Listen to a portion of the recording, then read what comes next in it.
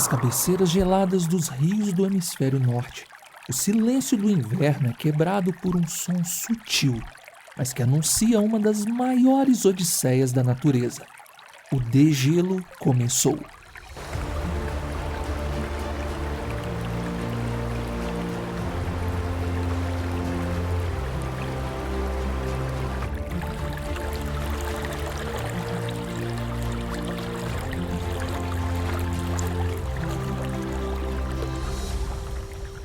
Agora, uma mensagem química viaja centenas de quilômetros até atingir o oceano. Lá, nas profundezas, milhares de criaturas captam esse sinal. O salmão vermelho desperta.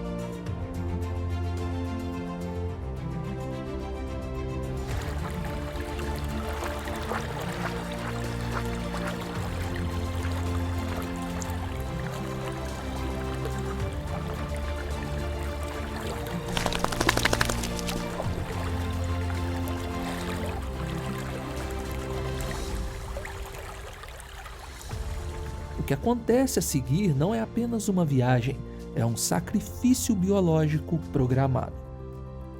Eles abandonam a vastidão segura do Pacífico, onde cresceram fortes e prateados para enfrentar o maior desafio de suas vidas. Uma bússola interna calibrada pelo campo magnético da Terra aponta para um único destino, o exato local do seu nascimento. Eles não estão voltando para casa para viver, estão voltando para garantir que a próxima geração viva. Mas o preço é altíssimo. Seja bem-vindo ao brutal teatro das grandes migrações.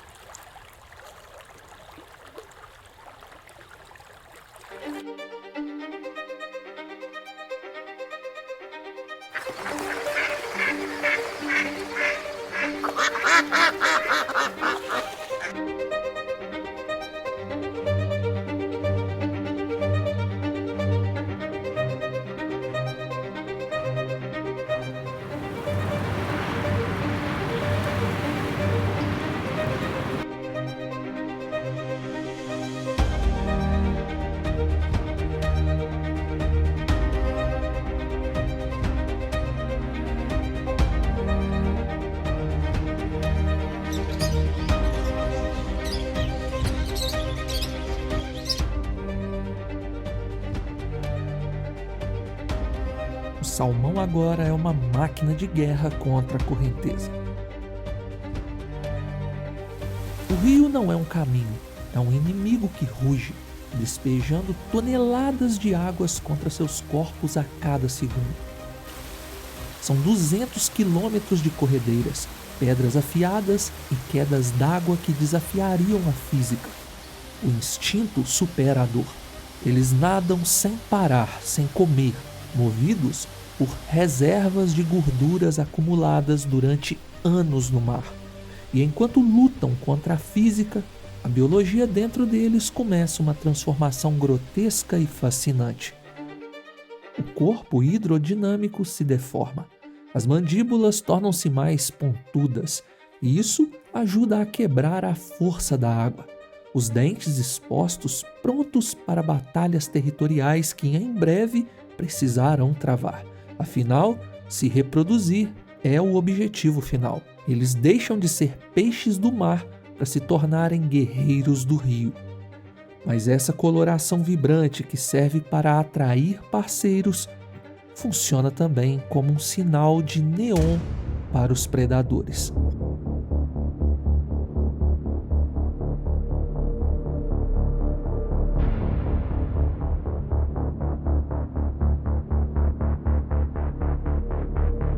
O sigilo acabou. Nas margens, sombras gigantescas se movem. Ursos pardos, sentinelas famintas que aguardaram meses por este banquete assumem suas posições. Eles conhecem os pontos de estrangulamento do rio, onde as águas rasas forçam os peixes a expor seus dorsos. A tensão é absoluta. O urso não precisa caçar, ele precisa apenas esperar. Quando o ataque acontece, é uma explosão de força bruta. A água espirra, garras rasgam a superfície e em segundos a jornada de anos de um salmão termina entre dentes poderosos. Um único urso dominante pode consumir dezenas de peixes ricos em gordura num único dia, descartando as carcaças que, ironicamente, alimentarão a floresta ao redor. Para o salmão, cada metro avançado é uma roleta russa. Eles não lutam apenas contra ursos ou águias que mergulham como mísseis. Lutam contra o próprio esgotamento. Seus corpos, privados de alimento, começam a consumir os próprios órgãos internos para gerar energia. Eles estão apodrecendo enquanto ainda nadam. Apenas a elite genética sobrevive. Aqueles que superaram as emboscadas, as quedas e a exaustão chegam finalmente ao lago Iliana, no Alasca.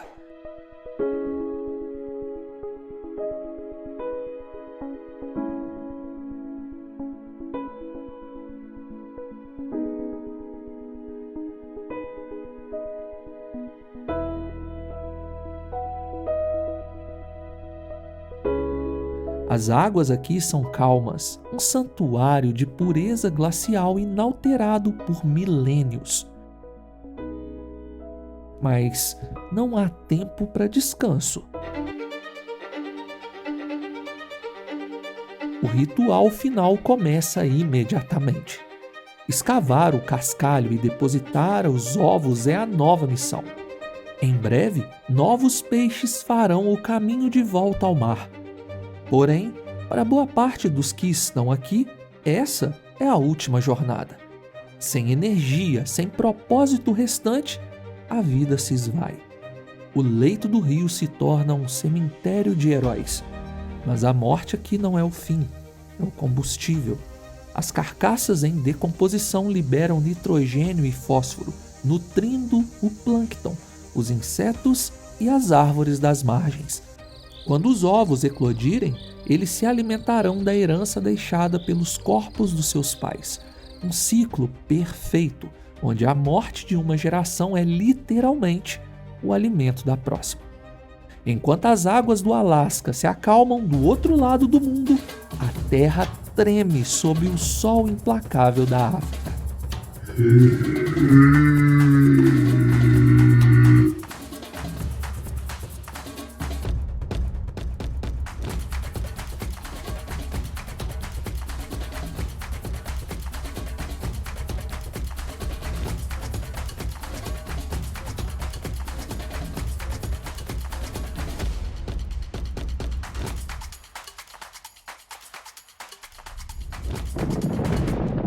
A vibração não vem do solo, mas de milhões de cascos batendo em uníssono.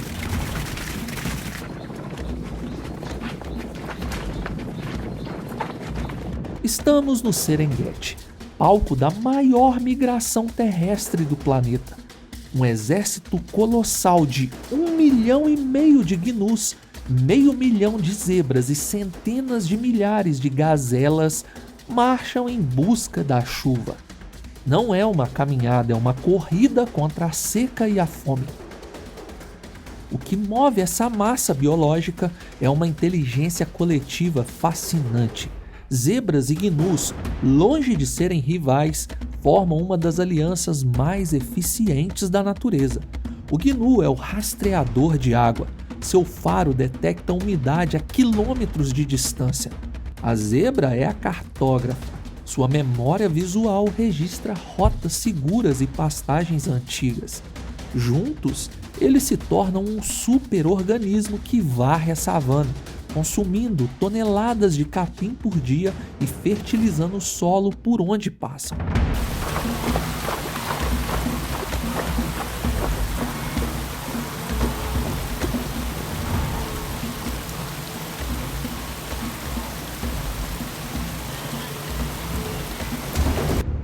Mas a savana cobra um pedágio sangrento para os milhares de filhotes que nascem simultaneamente durante a jornada. A estratégia é simples e cruel.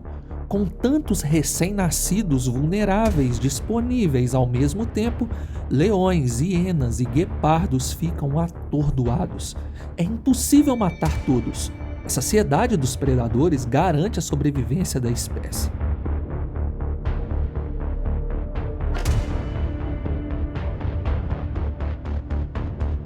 Os filhotes precisam ficar de pé em minutos e correr em horas. A infância aqui dura segundos, e então o horizonte revela o obstáculo supremo: o rio Mara.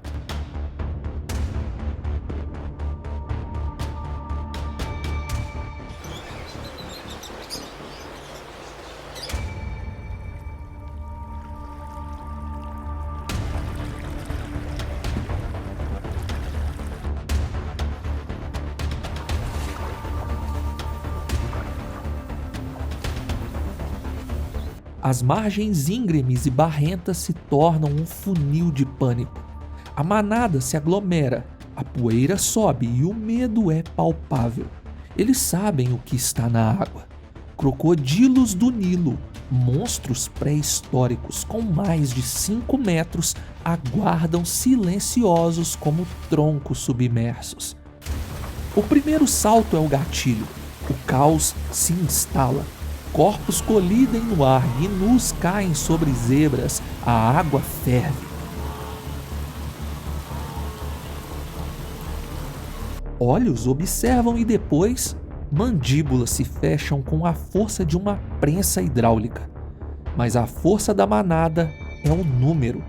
Eles atropelam os predadores, usam os corpos dos caídos como pontes, impulsionados por um terror que supera o instinto de autopreservação individual. Muitos morrem afogados, pisoteados ou devorados, mas a maioria chega à outra margem, exausta, ferida, mas viva.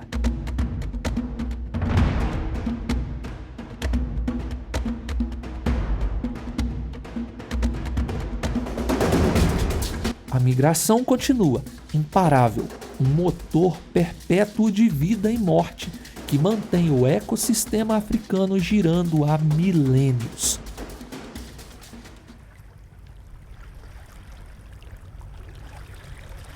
Longe da poeira africana, isolada na vastidão azul do Oceano Índico, uma ilha que parece adormecida guarda um segredo subterrâneo. Christmas Island é um pontinho verde no mapa. Mas quando as primeiras chuvas de monção tocam o solo da floresta, a terra parece sangrar. O chão se move. Das tocas úmidas, milhões de caranguejos vermelhos emergem em uma sincronia assustadora. Eles viveram o ano todo nas sombras, reciclando nutrientes da floresta. Mas agora, o oceano os chama. É uma das visões mais espetaculares da Terra. Guiados por fases lunares e níveis de umidade, 40 milhões de crustáceos iniciam uma marcha de quilômetros até a costa. O tapete vermelho vivo cobre tudo. Mas o mundo mudou desde que seus ancestrais fizeram esse caminho pela primeira vez. Agora, o percurso é cortado por asfalto, concreto e rodas de carros. A civilização humana é um obstáculo mortal. Pneus esmagam carapaças. A noite os torna ainda mais imperceptíveis. Em resposta, alguns habitantes locais tentam compensar fechando as vias para que eles possam passar em rumo ao mar.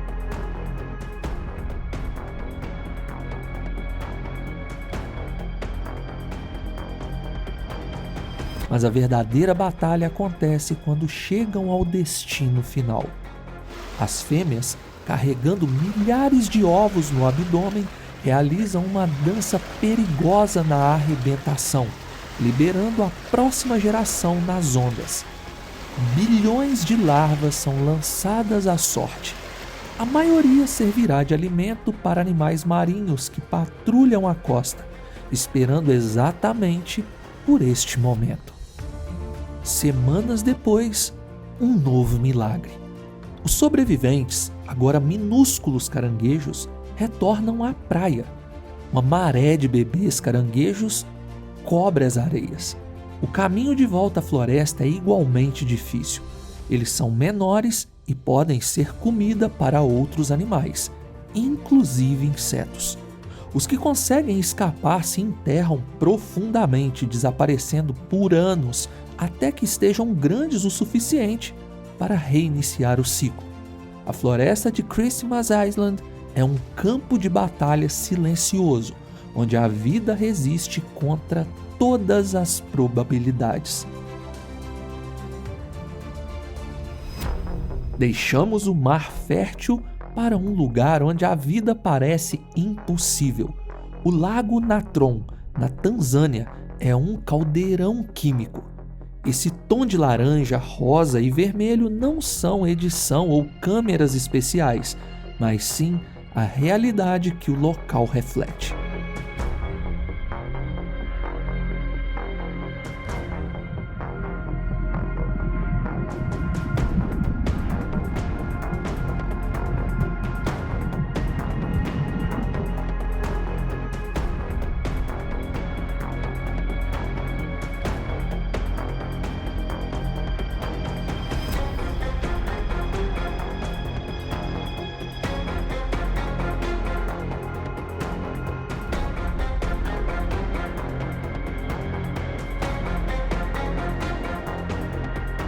Suas águas são tão alcalinas que podem queimar a pele e os olhos de animais não adaptados, com um pH que se aproxima da amônia pura.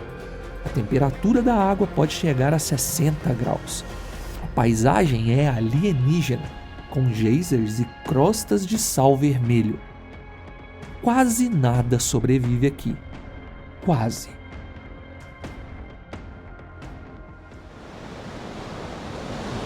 Para o flamingo pequeno, este inferno é o paraíso.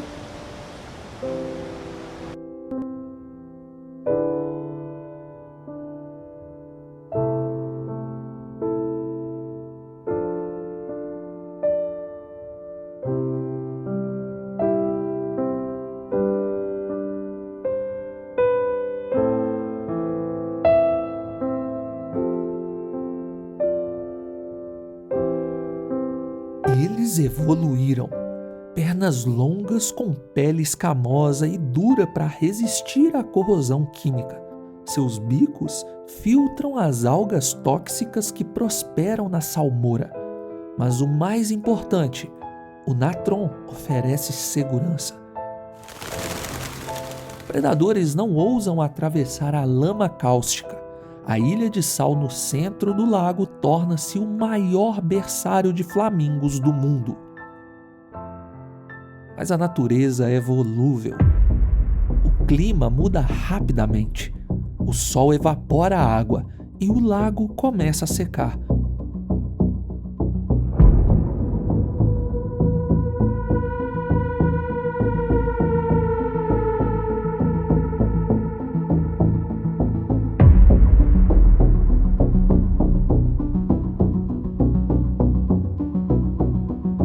Transformando a lama protetora em armadilhas de gesso. Os filhotes, cinzentos e desengonçados, nascem em um mundo que está encolhendo.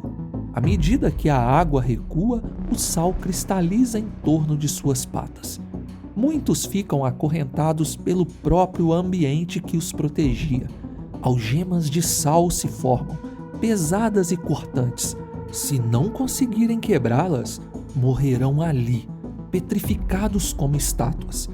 A única saída é marchar.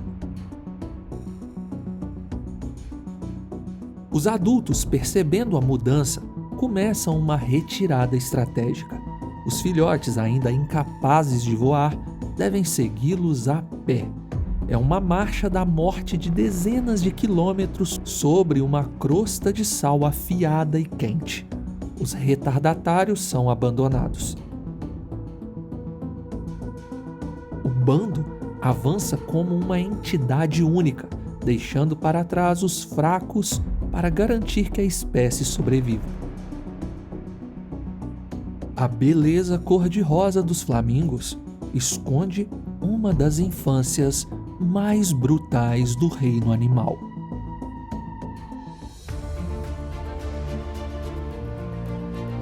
Finalmente, nossa jornada nos leva ao topo do mundo, onde o gelo deveria reinar absoluto.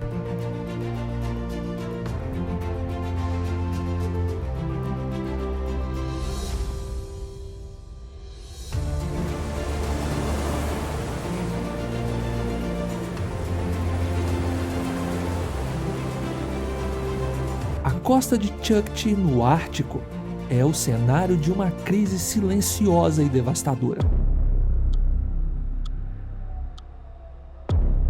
O aquecimento global não é uma teoria aqui, é uma sentença.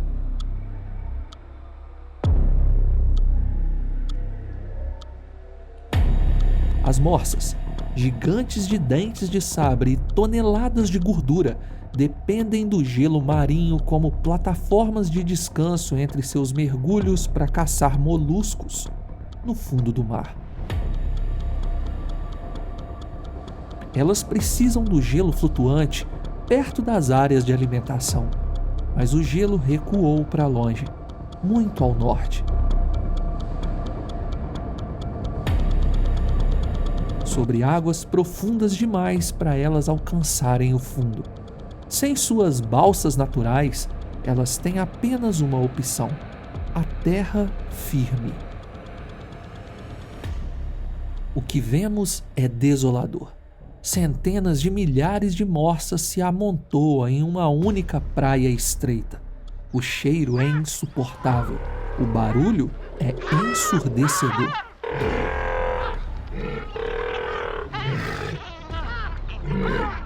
É a maior aglomeração de morsas do planeta, mas não por escolha, por desespero. O espaço é tão escasso que o simples ato de se mover pode desencadear uma debandada mortal. Filhotes são esmagados sob o peso de adultos em pânicos. As morsas são animais aquáticos. Sua visão fora da água é pobre. Quando a fome aperta, elas precisam voltar ao mar. Elas não veem obstáculos e nem outras morsas. Elas sentem o cheiro da água e simplesmente vão até ela. O resultado? Mais mortes, mais perdas. E se o gelo derrete e embaixo sobra apenas terra, elas se jogam para a morte sem perceber. Se lançam no vazio esperando cair na água, mas encontram apenas rochas afiadas, centenas de metros abaixo. Corpos se acumulam na base dos penhascos, uma pilha de tragédia causada por um mundo que mudou rápido demais para sua compreensão. Não é suicídio, é desorientação climática. Os ursos polares, também famintos e presos em terra sem gelo para caçar focas, patrulham a base dos penhascos. Para eles, a queda das morsas é um banquete inesperado. A única coisa que os mantém vivos em um verão que parece não ter fim. Este é o Novo Ártico, um lugar onde a sobrevivência depende de adaptações impossíveis a um ritmo alucinante.